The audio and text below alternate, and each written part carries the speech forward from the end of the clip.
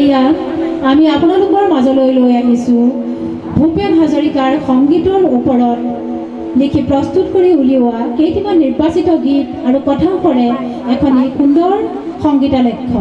আহকচোন আমি সংগীতালক্ষ্যখনৰ মাজলৈ যাওঁ।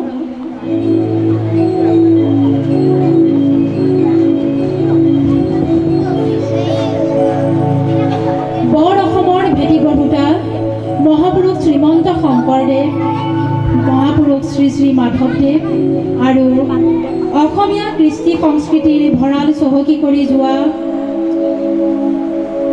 সংস্কৃতিৰ ভেটি নিৰ্মাণ কৰা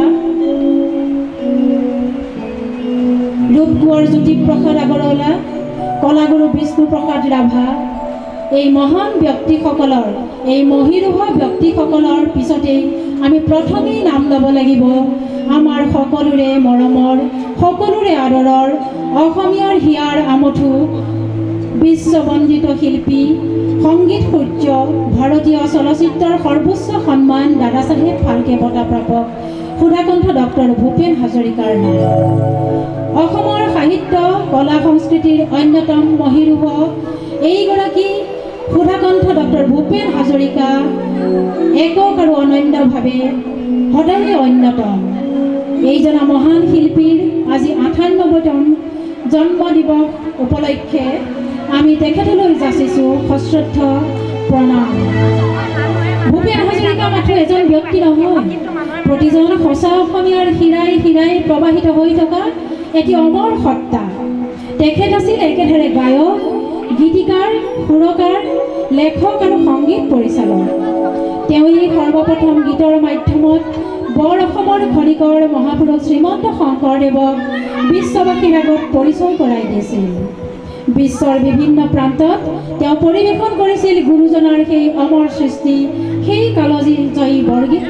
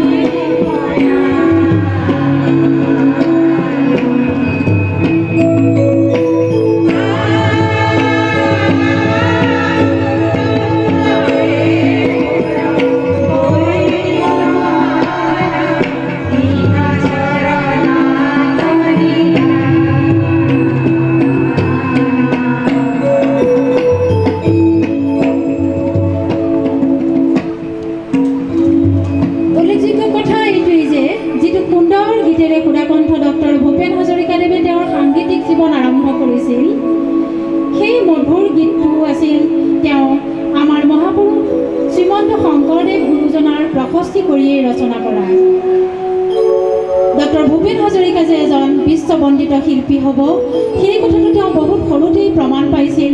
তেওঁৰ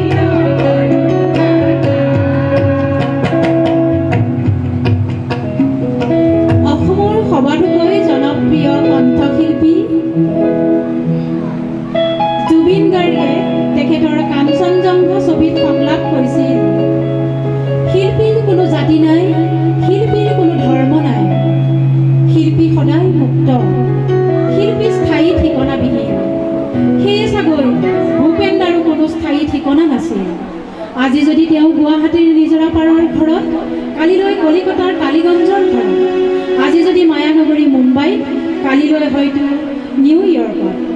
সেয়েহে তেওঁ সংস্কৃতিৰ মেটমৰা সম্ভাৰ লৈ বিশ্বৰ দিহিঙে দিপাঙে অৰঙে দৰঙে ঘূৰি ফুৰিছিল। সংস্কৃতিৰ এনাজৰীৰে গোটেই বিশ্বখনকেই বান্ধিব বিচাৰিছিল। বিশ্বখনে আছিল তেওঁৰ আপোন ঘৰ। তেওঁৰ স্থায়ী ঠিকনা নোহোৱাৰ বাবেই তেওঁ চাগৈ এই গীতটি ৰচনা কৰিছিল আৰু তেওঁ গাইছিল।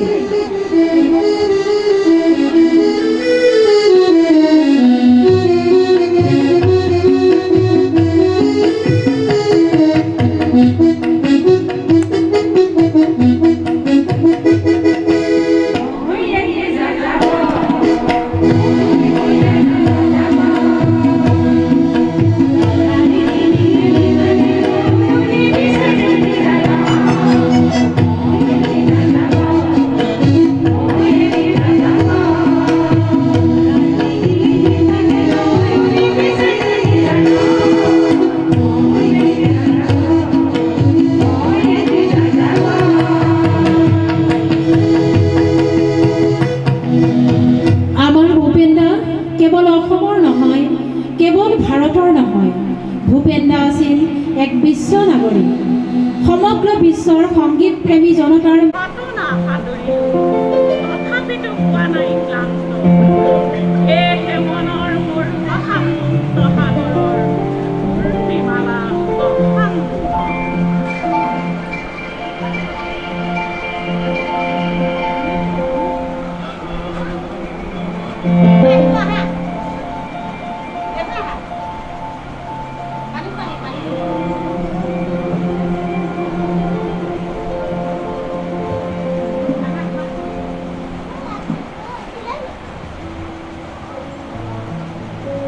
নৱনৱ সৃষ্টিৰ তালনাত শিল্পীৰ মন সদায়ে অশান্ত হৈ থাকে।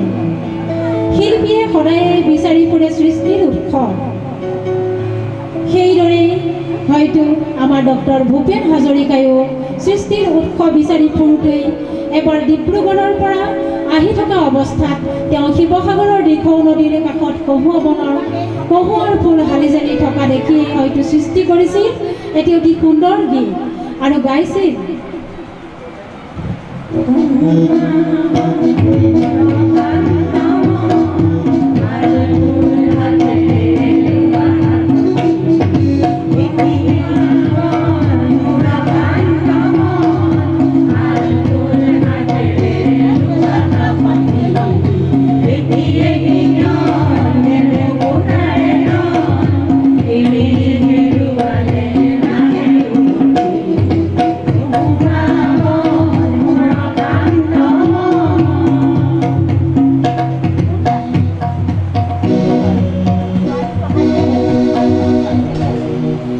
প্ৰেমহীন জীৱন মৃত্যুতকৈও যন্ত্ৰণাময়।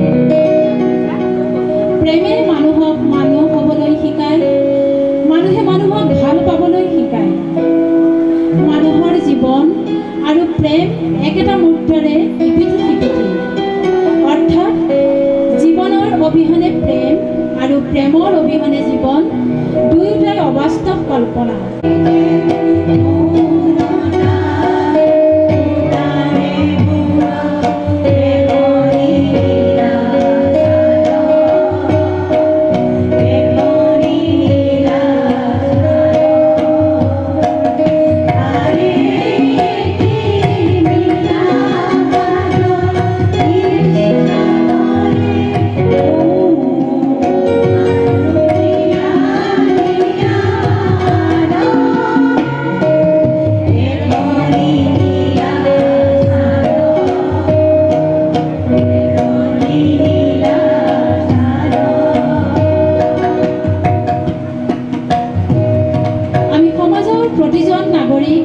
প্ৰতিজন শিল্পীয়ে এখন সুন্দৰ সমাজৰ সপোন দেখি আহিছোঁ। সকলো শিল্পীয়ে এখন সুন্দৰ সমাজৰ সপোন দেখাৰ দৰে হয়তো সুধাকণ্ঠ ডক্টৰ ভূপেন হাজৰিকায়ো দেখিছিল এখন সুন্দৰ সমাজ, এখন নিকা সমাজ, এখন সকলোৰে প্ৰতি সমভাৱৰ সমাজ। আৰু আমাৰ ভূপেন দাৰ নাছিল কি? ভূপেন দাৰ এখন খুব কোমল অন্তৰ আছিল। ভূপেন দা এজন প্ৰেমিক আছিল, ভূপেন দা গীতিকাৰ আছিল, ভূপেন দা আছিল অন্যায় অবিচাৰৰ বিৰুদ্ধে মাত মতাৰ এটা বিপ্লৱী সত্তা। সেয়ে হয়তো তেওঁ সমাজৰ মানৱৰূপী দানৱবিলাকৰ বিৰুদ্ধে যুঁজ দিবলৈ দেশৰ জনতাক উদ্যক্ত কণ্ঠেৰে আহ্বান জনাইছিল এই গীতটিৰ প্ৰকাশেৰে, আৰু তেওঁ গাইছিল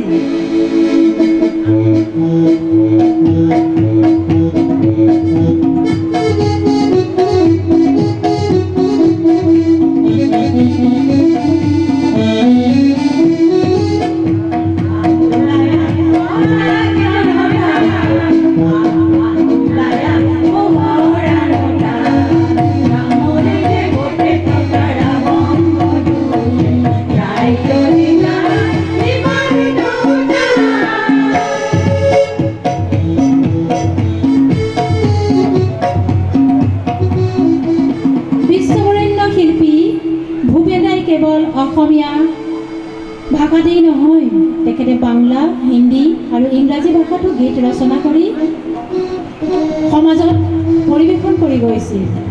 তেওঁ বহুকেইখন অসমীয়া বোলছবি পৰিচালনা কৰাৰ উপৰিও তেওঁ হিন্দী বোলছবিৰ সংগীতো পৰিচালনা কৰিছিল। আপোনালোক সকলোৱে জানে, আমি সকলোৱে জানো 1993 চনতে বহু চৰ্চিত এখনি হিন্দী কথাছবি ৰুদালিৰ বাবে তেওঁ সংগীত পৰিচালনাৰ দায়িত্ব লৈছিল, আৰু এই সংগীত পৰিচালনা কৰিয়ে তেওঁ শ্ৰেষ্ঠ সংগীত পৰিচালকৰ সন্মান পাবলৈও সক্ষম হৈছিল। আৰু এই হিন্দী কথাছবিখন পৰিচালনা কৰিছিল কল্পনা ৰাজমীয়ে, আৰু এই কথাছবিখনতে আমাৰ ডক্টৰ ভূপেন হাজৰিকাই অসমীয়া বোলছবি মণিৰাম দেৱানৰ বাবে লিখি উলিওৱা সেই কালজয়ী গীতটি হিন্দী ৰূপান্তৰ ঘটাই সুৰ সম্ৰাজ্ঞী লতা মংগেশকাৰৰ কণ্ঠেৰে নিগৰাইছিল।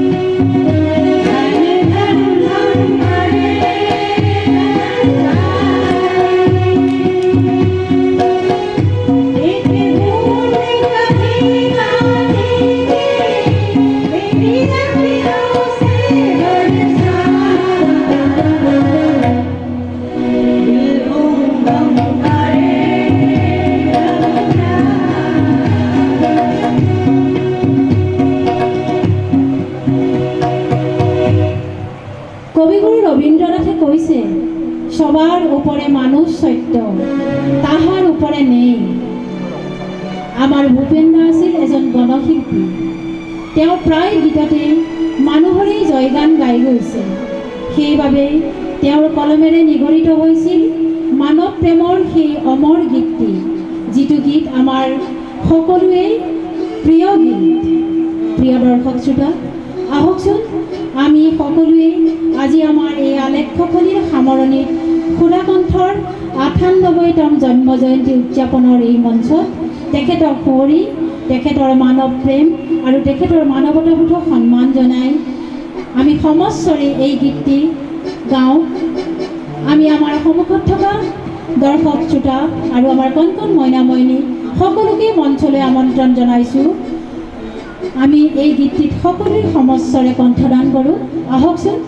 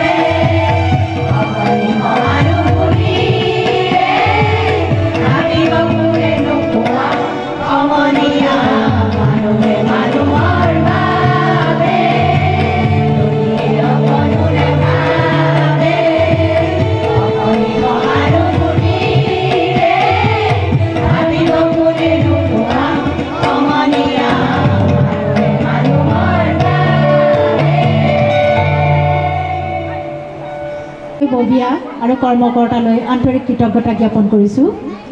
আজি আমাক এই মঞ্চত ভূপেন হাজৰিকাৰ এই জন্ম জয়ন্তী দিৱসটি উদযাপন কৰিবৰ বাবে আমাক ইয়াত সুবিধা দিয়াৰ বাবে আপোনালোকৰ ওচৰত আমি কৃতজ্ঞ হৈ ৰ'লোঁ। এই মঞ্চত অনুষ্ঠান পৰিৱেশন কৰিবলৈ আপোনালোকৰ পৰা আমি সুবিধা পাম। আমি আপোনালোকৰ উত্তৰোত্তৰ কামনা কৰিলোঁ, আপোনালোকলৈ শুভকামনা যাচিলোঁ, আপোনালোকলৈ আন্তৰিক অভিনন্দন যাচিলোঁ আৰু কৃতজ্ঞতা জ্ঞাপন কৰি আজি আমাৰ এই অনুষ্ঠানৰ সামৰণি মাৰিছোঁ। ধন্যবাদ। শুভ আবেলি। সকলোৰে মৰমৰ সংগীতমৰ জৰিয়তে আপোনালোকে যি লিচুবাৰী জ্ঞানদীপ শিশু বিজ্ঞান কেন্দ্ৰৰ যোগেদি আপোনালোকে গোটেই কণ কণ মইনা মইনীহঁতকে লগত লৈ আৰু আপোনালোকেও যি আজি ডক্টৰ ভূপেন হাজৰিকা দেৱৰ জন্ম জয়ন্তী উপলক্ষে যি সুন্দৰ এটা সাংস্কৃতিক অনুষ্ঠান আপোনালোকে ইয়াত উপস্থাপন কৰিলে, আমি সকলো শিল্পীকে আপোনালোকৰ কলাকুশলী শিল্পীসকলক সঞ্চালিকা বাইদেউ প্ৰমুখ কৰি সকলোকে আমি আমাৰ অৰ্কিড উদ্যানৰ ফালৰ পৰা আমি আন্তৰিক শুভেচ্ছা তথা মৰম যাচিছোঁ। আৰু ভৱিষ্যতেও আপোনালোকে এনেকৈ আগবাঢ়ি যাওক সকলোৱে, আৰু আপোনালোকে সকলোকে আমি আমন্ত্ৰণ জনাইছোঁ, পুনৰ আপোনালোকে আহিব, মাজে মাজে আহি থাকিব। গতিকে আমি সকলোকে ভগৱন্তৰ ওচৰত প্ৰাৰ্থনা জনাইছোঁ সকলোৱে যাতে কুশলে থাকক, আগবাঢ়ি যাওক আৰু আমাৰ অসমীয়া সংস্কৃতি বিশ্ব দৰবাৰত উপস্থাপন কৰিবৰ কাৰণে যি আমাৰ প্ৰয়াস এই আপোনালোকৰ সফল হওক, ভগৱন্তৰ কৃপা কৰক। ধন্যবাদ। জয় আই অসম।